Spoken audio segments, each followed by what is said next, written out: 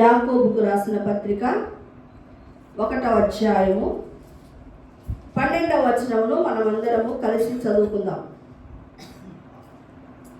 శోధన సహించువాడు ధన్యుడు, అతడు శోధనను నిలిచిన వాడై ప్రభు తన్ను ప్రేమించు వారికి వాగ్దానము చేసిన జీవ కిరీటము పొందును.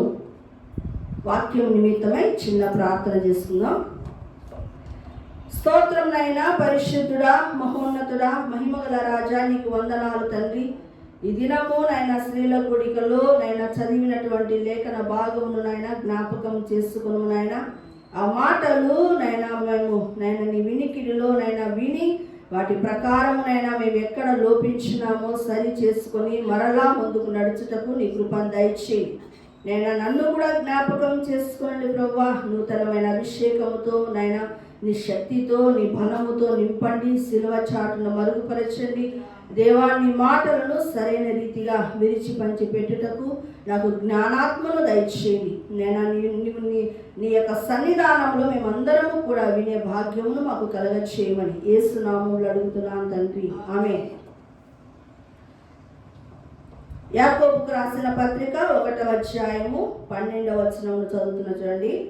శోధన సహించువాడు ధన్యుడు, అతడు శోధనకు నిలిచిన వాడై ప్రభు తన్ను ప్రేమించు వారికి వాగ్దానము చేసిన జీవ కిరీటము పొందును. జీవ కిరీటము ఎవరికి వస్తుందట? ప్రభువును ప్రేమించు వారికి. ఎవరికి వస్తుంది? ప్రభువును ప్రేమించువారు. ప్రభువును ప్రేమించేవారు వాళ్ళ యొక్క సొంత ఆశీర్వాదాల కొరకు ఎప్పుడు కూడా పాటుపడరు. ప్రభు నిమిత్తమై శ్రమ పడాలని ఇష్టపడతారు. ఆయనలో నిలిచి ఉండాలని ఇష్టపడతారు. చూడండి, రోమీయులకు రాసిన పత్రిక 5వ అధ్యాయం 3వ వచనంలో ఏముందంటే, పౌలు భక్తుడు శ్రమల యందు నేను అతిశయపడుచున్నాను అన్నాడు. ఒక వ్యక్తి, ఒక దైవజనుడు శ్రమల యందు అతిశయపడేటటువంటి విషయాలు ఎక్కడ ఉంటాయి? ఎప్పుడు వస్తాయి? ఎప్పుడు వస్తాయంటే పరిశుద్ధాత్ముడు దేవుని ప్రేమ మనలో కుమ్మరించినప్పుడు ఆ పని జరుగుతుంది. అలాంటప్పుడు మాత్రమే మనము శ్రమలను తట్టుకొని నిలబడగలుగుతాం. దేవుని ప్రేమ మనలో లేకపోతే మరింత దుఃఖకరంగా మన జీవితం మారుతుంది, మరింత అపాయకరంగా మారిపోతుంది. అందుకే జీవ కిరీటాన్ని మనం పొందుకోవాలంటే శ్రమలలో ఏం చేయాలా? నిలిచి ఉండాలి. చూడండి, బైబిల్ గ్రంథంలో ఎన్నో రకాల కిరీటాలు ఉన్నాయి. అంటే మన ఆత్మీయ జీవితంలో మనం నడిచే నడతను బట్టి ఏమవుతుందంటే మనకు దేవుడు మనము జీవించే జీవితాన్ని బట్టి రకరకాలైనటువంటి కిరీటాలను ఇవ్వాలని దేవుడు ఇష్టపడుతున్నాడు. కాబట్టి ఈరోజు మనము కొన్ని రకాల కిరీటాలను చూసుకుందాం. ఇక్కడ జీవ కిరీటం గురించి చెప్పబడింది. జీవ కిరీటం ఎవరికి ఇస్తాడట? ప్రభువును ప్రేమించిన వారికి. అంటే ప్రభువును ప్రేమించడం అంటే ఏంటి? ఎన్ని శ్రమలు వచ్చినా, ఎన్ని కష్టాలు వచ్చినా నిలిచి ఉండే వారికి జీవ కిరీటం అనేది వస్తుంది. అంటే మార్కు సువార్త 8వ అధ్యాయము 35వ వచనాన్ని మనం పరిశీలన చేస్తే, తన ప్రాణమును రక్షించుకుని వాడు దానిని పోగొట్టుకొను, నా నిమిత్తము సువార్త నిమిత్తము ఎవరైతే దాన్ని పోగొట్టుకుంటారో ఏం చేస్తారంటే వాళ్ళు రక్షింపబడతారు. దాన్ని పొందుకోగలుగుతారట. దేన్ని? జీవ కిరీటాన్ని. జీవ కిరీటము కావాలని, ఇంకా రకరకాల కిరీటాలు కావాలని ప్రతి ఒక్కరూ కూడా మనం ఇష్టపడతామా లేదా? ఇష్టపడతాం. ఎందుకంటే దేవుని రాజ్యంలోకి వెళ్ళిన తర్వాత మనము వీధులలో ఇప్పుడు భిక్షగాలు ఎలా ఉన్నారో అలా ఉండడానికి వీల్లేదు. దేవుడు అలా ఉండటానికి ఇష్టపడటం లేదు. ఎలా ఇష్టపడుతున్నాడు? మనం ఇప్పుడు ఎలాగ బిల్డింగులు కట్టుకుంటున్నామో, ఎలాగ కార్లలో తిరుగుతున్నామో, అలాగనే ఆత్మీయంగా కూడా మనము చాలా చక్కగా అభివృద్ధి ఈ భూమి మీద ఉన్నప్పుడు పొందగలిగితే మనము చక్కటి ఆత్మీయమైన కిరీటాలు ఏవైతే ఉన్నాయో వాటిని పొందుకోగలుగుతాం. కానీ భూమి మీద ఉన్నప్పుడు మన జీవితాన్ని వ్యర్థపరచుకొని ఒక ప్రార్థన లేకుండా, ఒక వాక్య ధ్యానం లేకుండా, యేసయ్య కోసము కష్ట సమయం వచ్చినప్పుడు వచ్చినప్పుడు, నిలబడలేని స్థితిగతులు వచ్చినప్పుడు, నువ్వు నిలవబడకుండా ఉండి తప్పించుకొని లేకపోతే వెనుక తిరిగి చూసినప్పుడు నీకు ఈ కిరీటాలు రా. పౌలు భక్తుడు శ్రమల యందు నేను అతిశయపడుచున్నాను అని అంటున్నాడు. కానీ పౌలు భక్తుని జీవితము మనకు తెలుసు. ఆయన ఎన్నో రకాల కష్టాల గుండా, బాధల గుండా తన ఆ యొక్క ఆత్మీయ జీవితంలో సాగాడు. అవునా? నదుల వలనైన ఆపదలలోను, దొంగల వలనైన ఆపదలలోను, స్వకీయుల వలనైన ఆపదలలోను, అన్యజనులైనటువంటి ఆపదలలోను, తర్వాత ప్రయాణములలో ఉండే ఆపదలలోను, తర్వాత ఆకలి దప్పులతోనూ, జాగారాలతోనూ ఎన్ని రకాల కష్టాలు యేసు ప్రభు కోసము పొందాడు. వాటన్నిటిలో కూడా ఆయన ఏమంటున్నాడంటే, నేను అతిశయపడుతున్నాను. ప్రభు విషయంలో ఏమంట? అతిశయపడుతున్నాను. ఇలాగా అందరూ అతిశయపడగలరా? చెప్పండి. ఏదైనా చిన్న కష్టం రాగానే యేసు ప్రభు మాట ఎత్తడానికి కూడా మనము ఇష్టపడం. ఆయన పేరు ఎత్తడానికి కూడా ఇష్టపడం మనం. అయితే పౌలు భక్తుడు చివరి వరకు తన యొక్క జీవితాన్ని ప్రభువును ప్రేమిస్తూ తన జీవితాన్ని అంకితము చేశారు. ఇందాక నేను చెప్పబడినట్టు ఎన్నో కష్టాలు ఎదురైనప్పటికీ కూడా పౌలు భక్తుడు నిలవబడ్డాడు. మా యొక్క ప్రకటన గ్రంథము 2:10 ఏమిటంటే, మరణం వరకు నమ్మకముగా ఉండుము, అప్పుడు నేను నీకు జీవ కిరీటం ఇచ్చేదను అన్నాడు. అలా మరణము వరకు అని కింద ఫుట్నోట్లో చూస్తే ప్రాణాపాయ స్థితిగతులు వచ్చినప్పుడు అని ఉంటుంది. ప్రాణాపాయం వచ్చినప్పుడు అంటే పౌలు జీవితంలో ప్రాణాపాయాలు వచ్చాయా లేదా? ఎన్నోసార్లు వచ్చాయి. అంటే అటువంటి స్థితిగతులు మన జీవితంలో ఎదురైనప్పుడు యేసు ప్రభు కోసం మనం నిలవబడాలి.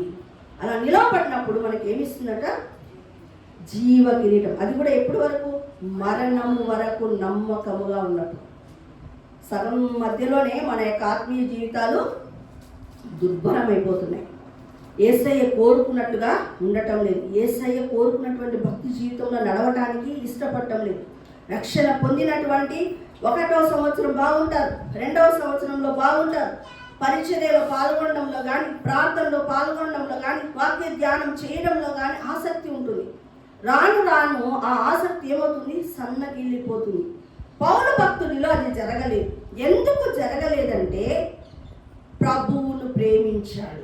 ప్రభువును ప్రేమించడానికి నీకు నాకు సాధ్యము కాదు. ఎందుకంటే కష్టకాలం వచ్చినప్పుడు మన ప్రభువును విడిచిపెట్టేస్తాం. ఎప్పుడైతే నువ్వు ప్రార్థన వాక్య ధ్యానాన్ని కలిగి ఉంటావో పరిశుద్ధాత్మ దేవుడే ఏం చేస్తాడంటే దేవుని మీద నీకు ఇష్టము కలిగేటట్లు ప్రేమను కుమ్మరిస్తాడు. అలా కుమ్మరించినప్పుడు మాత్రమే ప్రతి కష్టంలో నువ్వు నిలవబడగలుగుతావు. అలాగా ఎప్పటి వరకు ఉండాలట? మరణము వరకు నమ్మకముగా ఉండువాడికి ఏమిస్తాడట? జీవ కిరీటము ఇస్తాడు. ఈరోజు కొన్ని రకాల కిరీటాలను గురించి మనం తెలుసుకుందాం. ఏ కిరీటము నీవు ఏమి చేస్తే వస్తుందో తెలుసుకుందాం. ఇప్పుడు ఫస్ట్ చెప్పబడినటువంటి ఈ జీవ కిరీటము ఎప్పుడు వస్తుందట? ఆ ప్రాణాపాయ స్థితిలో నువ్వు నిలవబడినప్పుడు, అది కూడా ఆ నిలవబడడం కూడా మరణం వరకు ఉన్నప్పుడు మాత్రమే వస్తుంది. సరే, కొరింథీయులకు రాసిన పత్రిక 9వ అధ్యాయము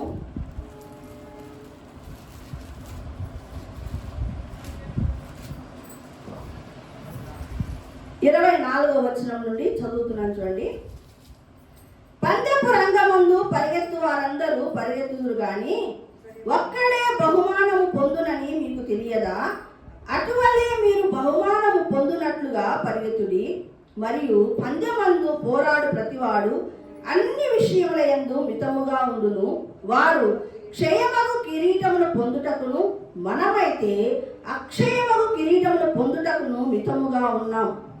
కాబట్టి నేను గురి చూడని వాని వలె పరిగెత్తువాడను కాను, గాలికి కొట్టినట్టు నేను పోట్లాడట లేదు. కానీ ఒకవేళ ఇతరులకు ప్రకటించిన తర్వాత నేనే భ్రష్టుడనైపోదునేమో అని నా శరీరమును నలగొట్టుకొని దాన్ని లోపరచుకొనుచున్నాను. ఇక్కడ ఈ చదవబడినటువంటి లేఖన భాగంలో మనకు 2 కిరీటాలు కనబడుతున్నాయి. క్షయమగు కిరీటము, అక్షయమగు కిరీటం. చూడండి, ఈ యొక్క లోకంలో కూడా ఎన్నో రకాల పంద్యాలు ఉన్నాయి, అవునా? కోళ్ళ పందెమని, గుర్రాల పందెమని, పరిగెత్తే ఆటని, ఎన్నో రకాల పంద్యాలు ఉన్నాయి. మనుషులు కూడా రకరకాల గేమ్స్ ఆడుతూ ఉంటారు కదా. అయితే ఈ గేమ్స్ ఆడేటప్పుడు అందరూ లైన్గా నిలబడతారు. అందరూ ఏమనుకుంటారు, నేను ఈ పందెంలో గెలుపొందాలి, నాకు బహుమానం రావాలి అని ప్రతి ఒక్కరు అనుకుంటారు. అయితే ప్రతి ఒక్కరు గెలుస్తారండి? పందెం రంగంలో అందరూ నిలబడతారు, అయితే గెలుపు మాత్రము ఒకరిది. అయితే చూడండి, దాంట్లో వాళ్ళు ఆ పందెం రంగంలో గెలవడానికి ఏం చేస్తారంటే అనుదినము వాళ్ళు ఎక్సర్సైజ్ చేస్తారు, మితముగా తింటారు, తక్కువగా నిద్రపోతారు. వాళ్ళు ఎంతో అన్ని విషయాలలో ఎలా ఉంటారంట? మితముగా ఉంటారు. ఎందుకు మితముగా ఉంటారు? గెలుపొందాలని, పందెం రంగంలో నాకు విజయం రావాలి, నాకు బహుమానం రావాలి అని వాళ్ళు ప్రయాసపడుతున్నారు. అయితే అలాంటి పందెం రంగంలో గెలిచిన వారికి వచ్చేటటువంటి కిరీటం కూడా ఉంది. అది ఏంటంట? క్షయమగు కిరీటము. అంటే క్షయం అంటే అంతరించిపోతుందని.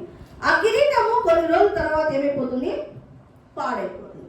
కానీ ఆత్మీయముగా నీవు పందెం రంగంలో ఉన్నావు. నీవు నేను రక్షింపబడినటువంటి ప్రతి బిడ్డ కూడా ఎక్కడ ఉన్నాం? మనమందరము పందెం రంగంలోనే ఉన్నాం. పందెం రంగంలో ఉన్నాము. మనకు కూడా అన్ని విషయాలలో ఏముండాలా? మితము ఉండాలి.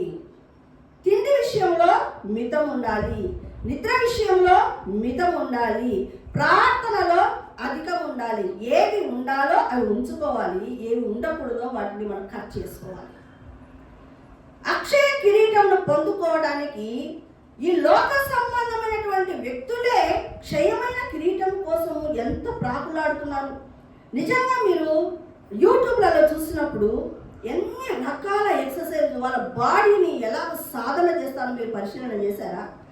వాళ్ళు ఎంతగా ప్రయాసపడుతున్నారో పరిశీలన చేశారా? అలాంటి ప్రయాస ఆత్మీయంగా మనము పొందుకోవాలి.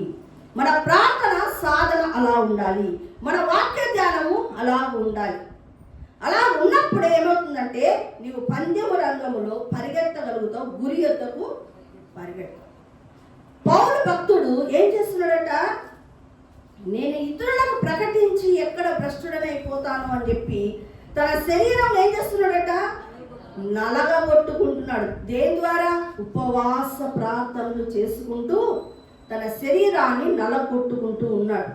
అంటే దీనిని బట్టి ఒక దైవజనుడు, ఒక ఉన్నతమైన ఆత్మీయ మెట్టులో ఉన్నటువంటి వ్యక్తి ఏం చేస్తున్నాడు? మంచి సాధన చేస్తున్నాడు.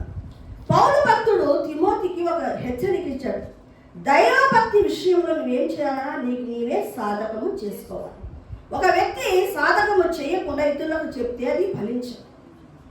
అలాగా ఇక్కడ పౌలు భక్తుడు ఏం చెప్తున్నాడంటే వెనుకున్నవి మరచి ముందున్న వాటికై వేగిరపడుతూ క్రీస్తు యేసునందు దేవుని యొక్క ఉన్నతమైన పిలుపును పొందుకొనుటకు గురి యొద్దకే నేను పరిగెత్తుతున్నాను. పౌలు భక్తుడు దేనికోసం పరిగెత్తుతున్నాడు? గురి యొద్దకు పరిగెత్తుతున్నాడు. గురి యొద్దకు పరిగెత్తేటప్పుడు వచ్చే అవమానాలను నిర్లక్ష్య పెడుతున్నాడు, కష్టాలను నిర్లక్ష్య పెడుతున్నాడు, ఆకలి దప్పులను నిర్లక్ష్య పెడుతున్నాడు. మనం చేస్తున్నాం అది. మన వ్యాపారాల్లో కొంచెం ఎక్కువ తక్కువలు వస్తేనే అన్నిటిని పక్కన పెట్టేస్తాం. ఏంటి? ప్రార్థనను పక్కన పెడతాము, అన్నిటిని వాక్యమును పక్కన పెట్టేస్తాము. కానీ అది కాదు. పౌలు భక్తుడు చేస్తున్నది మనం నేర్చుకోవాలి. మా యొక్క చర్చి పెట్టిన తర్వాత మేము నడిచిన యాత్రా జీవితంలో, సేవా జీవితంలో మాకు ఎన్నో అవమానాలు వచ్చాయి. మమ్మల్ని చర్చి అవతల నెట్టేసి లాక్ చేసిన రోజులు ఉన్నాయి. అసలు కొన్నిసార్లు ఎమ్గనూరుకు మేము వెళ్తున్నప్పుడు అక్కడ వాళ్ళు కావాల్సిందనే లాక్ చేసుకొని వెళ్ళిపోయారు. వస్తారా ఇంటి వాళ్ళు వస్తారని 8 వరకు ఎదురు చూసిన దినాలు ఉన్నాయి. ఇళ్ళల్లో బాడుగకుండా మేము ఉండి సేవ చేస్తున్నప్పుడు ఆ యొక్క మీరు ఇక్కడ చర్చి పెట్టకూడదు అని చెప్పి అవమానకరంగా చెడ్డ బూతులు తిరుగుతూ సేవకుని అలాగూ హీనపరిచినటువంటి దినాలు మా జీవితంలో ఉన్నాయి. అన్నీ ఉన్నప్పటికీ కూడా, అన్ని అవమానాలు మాకు ఎదురైనప్పటికీ మేము యేసయ్య కొరకు నిలవబడగలిగాం. ఇప్పటి వరకు మా సేవా జీవితంలో నిలవబడేటటువంటి శక్తి దేవుడు ఇచ్చాడు. ఈ శక్తి ఎక్కడి వరకు ఉండాలా? అంతము వరకు ఉండాలి. ఇక్కడ ఎవరికి వస్తుందంట ఈ యొక్క అక్షయ కిరీటము? పరుగు పందెంలో నువ్వు నిలవబడి ఉన్నావు, నీవు నేను నిలవబడి ఉన్నాము. గురి యొద్దకు పరిగెత్తే వారికి వచ్చేటటువంటి కిరీటం అక్షయ కిరీటం. అంటే ఏంటి మేడం అంటే ఒక్కొక్కరికి ఒక్కొక్క కిరీటమే వస్తుందా అంటే లేదు. నువ్వు జీవించినటువంటి యాత్రా జీవితాన్ని బట్టి నీకు 2 వస్తాయో 3 వస్తాయో నీవు పొందుకునేటటువంటి స్థితిగతులను బట్టి ఉంటుంది. అంటే ఇప్పుడు అక్షయ కిరీటం ఎవరికి వస్తుంది? పందెపు రంగములో చక్కగా పరిగెత్తుతున్నటువంటి వారికి, గురి వద్దకు పరిగెత్తుతున్న వారికి అక్షయ కిరీటము వస్తుంది అండి. మొదటి దశలోనికి రాసిన పత్రిక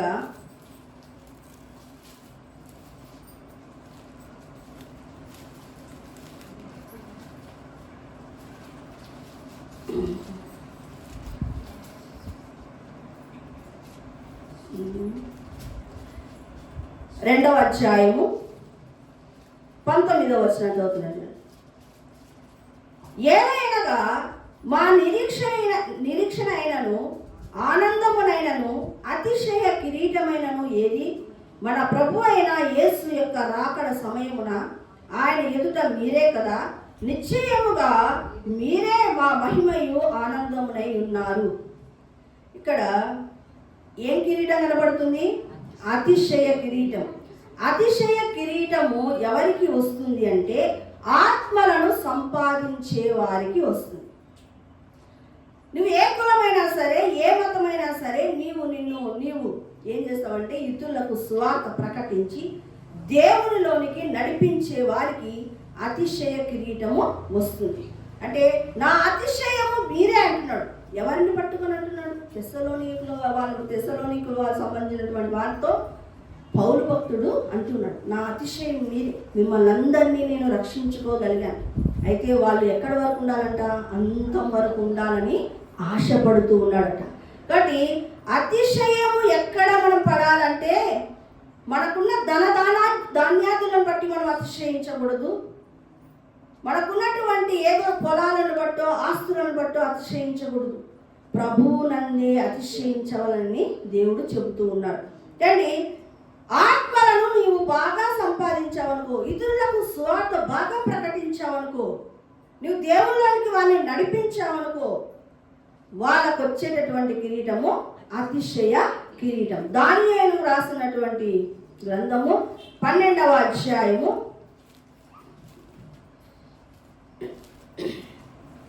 3వ వచనం చూడండి. బుద్ధిమంతులైతే ఆకాశ మండలములోని జ్యోతులను పోలిన వారై ప్రకాశించెదరు. నీతి మార్గం అనుసరించి నడుచుకున్నట్లు ఎవరు అనేకులను తిప్పుదురో వారు నక్షత్రం వలె నిరంతరము ప్రకాశించెదరు. అనేకులను ఎవరైతే యేసు ప్రభు తట్టు తిప్పుతారో వాళ్ళు ప్రకాశిస్తారు నక్షత్రములాగా. ఇప్పుడు ఒక భక్త సింగ్ ఒక నక్షత్రం, అవునా? భక్త సింగ్ అనేకమైన ఆత్మలను ఏం చేశాడు? తిప్పాడు, యేసు ప్రభు వైపు తిప్పాడు.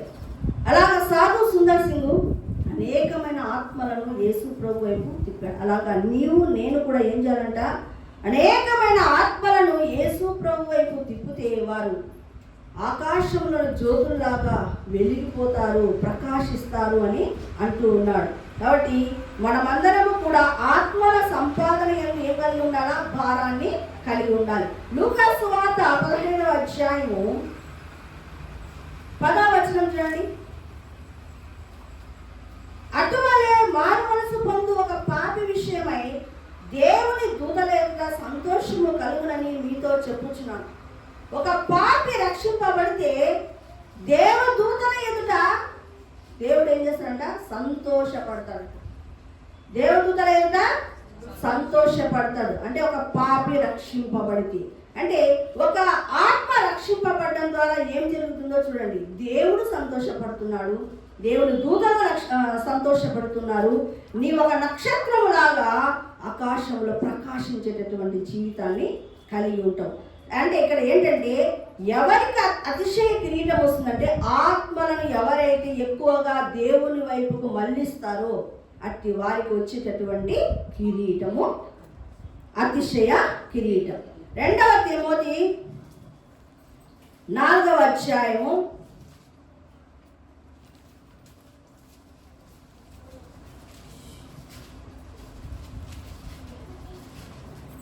7వ వచనం చూడండి. మంచి పోరాటము పోరాడి తిని, నా పరువు కడముట్టించి తిని, విశ్వాసము కాపాడుకొంటిని. ఇక మీదట నా కొరకు నీతి కిరీటము ఉంచబడి ఉన్నది. షారా ఈ లైట్ ఉంటుంది. మంచి పోరాటము పోరాడి తిని, నా పరువు కడముట్టించి తిని, విశ్వాసము కాపాడుకొంటిని. ఇక మీదట నా కొరకు నీతి కిరీటము ఉంచబడి ఉన్నది. ఇక్కడ ఒక కిరీటం కనపడుతుంది. ఏంటి ఆ కిరీటము? దేవుని నీతి వేరు, నీతి కిరీటము వేరు. దేవుని నీతి అంటే రక్షింపబడినప్పుడు నీకు వచ్చేటటువంటి కిరీటం. అయితే నీ యాత్రా జీవితంలో నువ్వు నడిచిన నడతను బట్టి నీకు వచ్చేది నీతి కిరీటం.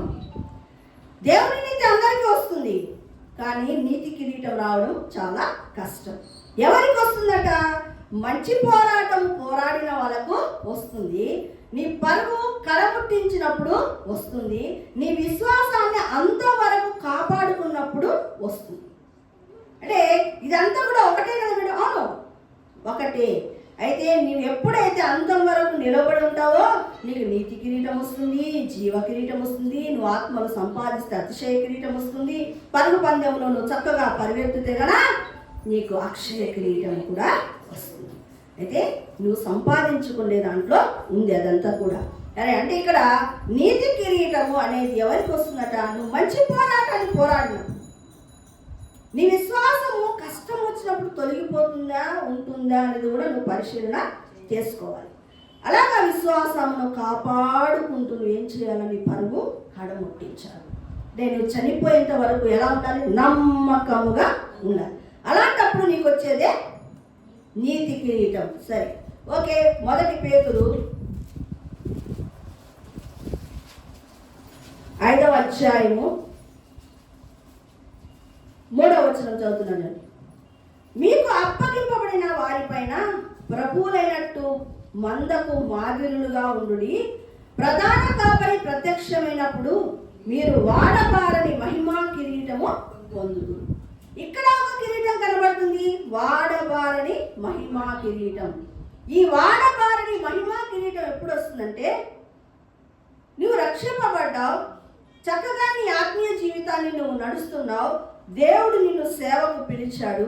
సేవకు పిలిచినటువంటి వారికి వచ్చేటటువంటి కిరీటం ఇది, వాడబారని మహిమ కిరీటం.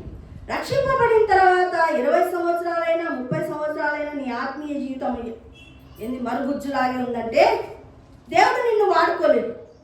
ఆత్మీయ జీవితంలో నువ్వు రక్షణ పొందాలి, రక్షణ నిశ్చయిత పొందాలి, పరిశుద్ధపరచబడాలి, అభిషేకించబడాలి. అప్పుడు నిన్ను వాడుకోవడానికి దేవుడు సంసిద్ధం అవుతాడు. మరి అవన్నీ పొందుకోకపోతే నిన్ను సేవకైతే పిలవడు, దేవుడు నిన్నైతే వాడుకో. కాబట్టి నా జీవితంలో దేవుడు వెంటపడి పిలిచి స్త్రీల కూడిక పెట్టు చిన్ని, అనేక మంది స్త్రీలను నువ్వు లేపాలి అన్నాడు. నేను రక్షణ పొందాను, రక్షణ నిశ్చయిత పొందాను, పరిశుద్ధపరచబడ్డాను, అభిషేకించబడ్డాను. నా జీవితంలో పరలోకం లేకపోతే చనిపోతే పరలోకంలో నా స్థానం ఏమిటో నాకు తెలుసు. దేవదూతలకు నేను న్యాయాధిపతిగా ఉంటాను. నన్ను స్నేహితుడుగా పిలిచాడు దేవుడు, యేసు నామం ఇచ్చాడు. అలాగా ఎన్నో నీవు నా ఎదుట నిందారహితుడు అన్నాడు. దేవుడు నాతో మాట్లాడుతాడు. నా హృదయములో పరిశుద్ధాత్మ దేవుడు, యేసు ప్రభు, తండ్రి అయిన దేవుడు మాట్లాడతాడు. అలాగే ఎన్నో అనుభవాలను మనం ఆత్మీయముగా పొందుకున్నప్పుడు దేవుడు నిన్ను వాడుకోవాలని ఇష్టపడతాడు. అలాంటి అనుభవాలు మనం రావాలంటే మనము కూడా ప్రయాసపడాలి. నిన్ను రక్షించాడంటే దేవుడు నీకు ఒక పని అప్పగించి ఉంటాడు. నేను సేవకురాలు అవుతానని నా జీవితంలో నేను అనుకోలేదు, కానీ తెలియకుండానే దేవుడు నా చెయ్యి పట్టుకొని నా ప్రార్థన జీవితాన్ని, నా వాక్య ధ్యానాన్ని, ఉపవాస ప్రార్థనలు అన్నిటిలో దేవుడు చెయ్యి పట్టుకొని నడిపించాడు. కాబట్టి ఈరోజు దేవుడే ఎండబడి నేను 2 years స్త్రీల కొడుకు పెట్టలేదు. ప్రభువా, వాక్యము చెప్పడం నాకు రాదు నాయనా అంటే, నీవు పరిశుద్ధపరచబడి వేస్ట్ అన్నాడు. నువ్వు అనేక మంది స్త్రీలను లేపాలొచ్చింది అని అన్నాడు. కాబట్టి తప్పనిసరి పరిస్థితులలో నేను స్త్రీల కొడుకు పెట్టడానికి దేవుడు ప్రోత్సాహం వలన పెట్టడం జరిగింది. కాబట్టి ఎవరైతే సేవకులై ఉంటారో, ఆత్మలను కాస్తూ ఉంటారో, అట్టి వారికి వచ్చేటటువంటిదే వాడబారని మహిమా కిరీటం.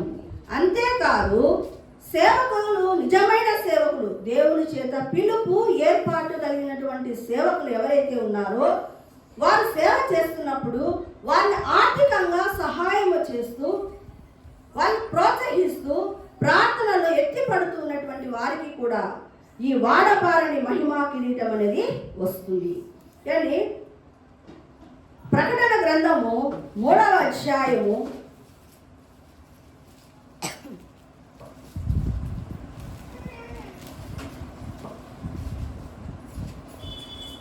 11వ వచనం చదువుతున్నాను. నేను త్వరగా వచ్చుచున్నాను, ఎవడును నీ కిరీటం అపహరింపకుండా ఉండునట్లు నీకు కలిగిన దానిని గట్టిగా పట్టుకొనుము. జయించువానిని నా దేవుని ఆలయంలో ఒక స్తంభముగా చేసింది. ఇక్కడ ఒక కిరీటం ఉంది. అది ఏం కిరీటం అంటే జయించువానికి వచ్చేటటువంటి కిరీటము. చూడండి, నీకు కలిగి ఉన్న దానిని గట్టిగా పట్టుకుంటున్నాడు. నీకు కలిగి ఉన్నది ఏంటి? రక్షణ. రక్షణను ఎక్కడ నిర్లక్ష్యము చేయకుండా నీకు కలిగి ఉన్న దాన్ని అంతవరకు నువ్వు గట్టిగా పట్టుకున్నప్పుడు నీకు వచ్చేటటువంటిది జయించువాని కిరీటం. అయితే నీవు నిర్లక్ష్యంగా నీ ఆత్మీయ జీవితంలో నిర్లక్ష్యంగా ఉన్నావనుకో, నీ యొక్క కిరీటాన్ని అపహరించబడుతుంది. అక్కడ ఏం రాశారు? నీ కిరీటము అపహరింపకుండునట్లు, అంటే అది జరిగే అవకాశము ఉంది అని అర్థం. అపహరించబడ్డం అనేది జరిగే అవకాశం ఉంది. ఉదాహరణకు, ఏశావు జ్యేష్ఠత్వం ఉంది. ఏశావు యొక్క జ్యేష్ఠత్వాన్ని ఎవరు తీసేసుకున్నారు? యాకోబు తీసుకున్నారు. ఇస్కరియోతు యూదా ఉన్నాడు. ఇస్కరియోతు యూదా యొక్క అపోస్తలత్వాన్ని ఎవరు తీసుకున్నారు? మత్తీయా. అంటే జయించు అనే యొక్క కిరీటం ఏమైపోయింది? అపహరించబడింది వారి జీవితాలు. వాళ్ళకు ఉన్నటువంటి ఆ జ్యేష్ఠత్వ హక్కును వదులుకున్నారు, అపోస్తలత్వమును వదులుకున్నారు. నా జీవితాలలో కూడా ఎంత ఆత్మీయముగా ఉన్నతమైన మెట్టుకు వెళ్ళినా కూడా నువ్వు నమ్మకంగా ఎప్పటి వరకు ఉండాలా? అంతము వరకు జయ జీవితము కలిగి జీవించాలి. అట్టి వారికి ఏం కిరీటం వస్తుందట? జయ జీవిత కిరీటము వస్తుంది. కాబట్టి అయితే ఇక్కడ ఒక ప్రమాదం ఉంది. ఏంటంటే అపహరించబడే అవకాశాలు ఉన్నాయి. ఇలాగా మనము అనేకమైన కిరీటాలను చూసాం. మరి పరలోకానికి వెళ్ళిన తర్వాత మనము ఒక్కొక్క ఉన్నతమైన స్థానంలో ఉండేటట్లుగా ఎక్కడ చూసుకోవాలా? భూమి మీద ఉండగానే చూసుకోవాలి. భూమి మీద ఉండగానే నీ ఆత్మీయ జీవితాన్ని చక్కబరుచుకోవాలి. భూమి మీద ఉండగానే కిరీటాలను సంపాదించేటటువంటి స్థితిగతిలోకి మన ఆత్మీయ జీవితంలో రావాలి. మన యొక్క నీవు ఖచ్చితంగా ఒక క్రమబద్ధమైనటువంటి ప్రార్థన, వాక్యము, ఉపవాసాలు, సహవాసం, మందిర సహవాసంలో నువ్వు ఉంటే తెలియకుండానే నీవు అభివృద్ధి పొందుతావు. ఇంకోటి ఏంటంటే, బల్లలో ఎప్పుడైతే నువ్వు యోగ్యంగా చేతులు వేస్తావో, ప్రభు శరీరంలో, ప్రభు రక్తంలో ఎవరైతే యోగ్యంగా చేతులు వేస్తారో అట్టి వారు తెలియకుండానే పరిశుద్ధాత్మ దేవుడు ఏం చేస్తాడు? వాళ్ళని పైకి ఎక్కిస్తాడు.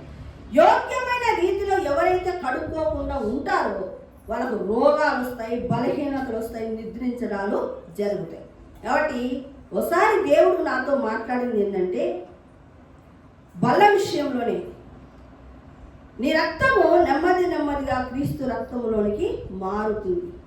ఇంకోసారి ఏం మాట్లాడాడంటే, నీ రక్తము నెమ్మది నెమ్మదిగా యేసు రక్తంలోకి మారుతుంది. అంటే నెమ్మది నెమ్మదిగా కార్యం జరుగుతుంది. ఒక్కటేసారి నువ్వు పోయి అక్కడ కూర్చో.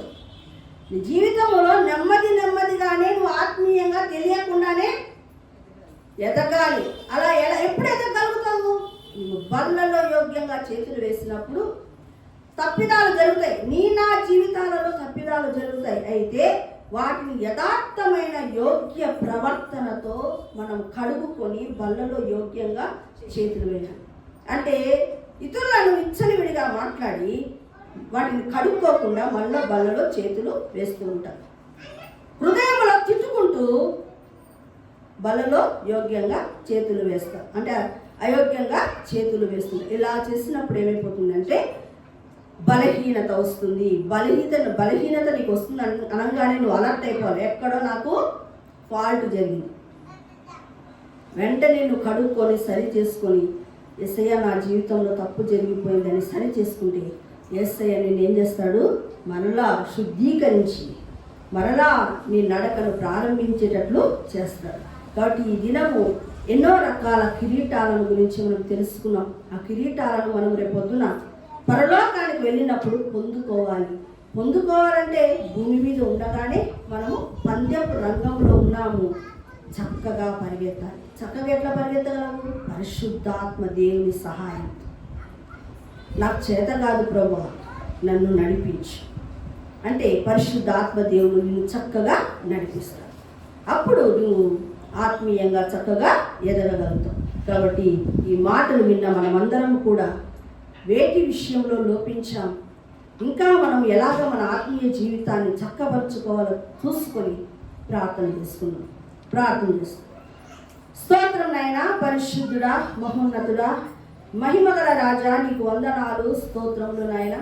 ఇదిగో నా తండ్రి, ఈరోజు స్త్రీల కూడికలో నువ్వు ఇచ్చినటువంటి వాక్య భాగమును బట్టి నాయన నీకు వందనాలు, స్తోత్రాలు. నేను పరలోకంలోకి వచ్చినప్పుడు మాకు ఎన్నో రకాల కిరీటాలు ఇవ్వాలని నువ్వు ఇష్టపడుతున్నావు. అయితే వాటి యొక్క జ్ఞానమును కలిగి నాయన భూమి మీద ఉండగానే మేము చక్కగా మా యొక్క ఆత్మీయ జీవితాన్ని కట్టుకో